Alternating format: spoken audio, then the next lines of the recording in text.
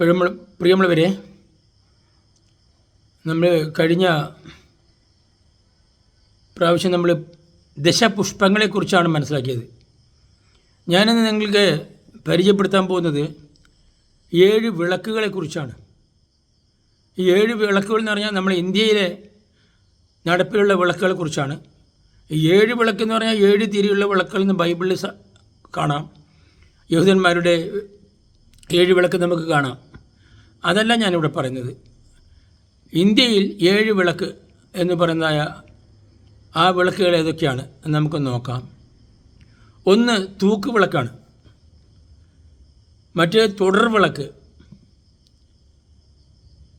മൂന്നാമത്തത് പാലവിളക്ക്, പിന്നെ 5 പടിവിളക്ക്, ആറാമത്തത് നന്ദാർ വിളക്ക്, ഏഴാമത്തത് മണിവിളക്ക്. ഇങ്ങനെ 7 വിളക്കുകളാണ് ഉള്ളത്.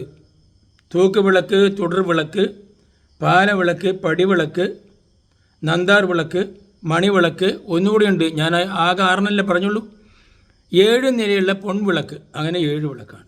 7 നിലയുള്ള പൊൻവിളക്ക്. അപ്പോൾ ഇത് ഇന്ത്യയിൽ നമുക്ക് കേരളത്തിലും അതുപോലെ തന്നെ മറ്റ് പല സ്ഥലങ്ങളിലും ഈ വിളക്കുകൾ ക്ഷേത്രങ്ങളിലൊക്കെ തന്നെ നമുക്ക് കാണാം, വീടുകളിൽ കാണാം, ഒക്കെ കാണാം. ഒന്നുകൂടി പറയാം. തൂക്ക് വിളക്ക്, തുടർ വിളക്ക്, പാലവിളക്ക്, പടിവിളക്ക്, പിന്നെ നന്ദാർ വിളക്ക്, മണിവിളക്ക്, 7 നിലയുള്ള പൊൻവിളക്ക്.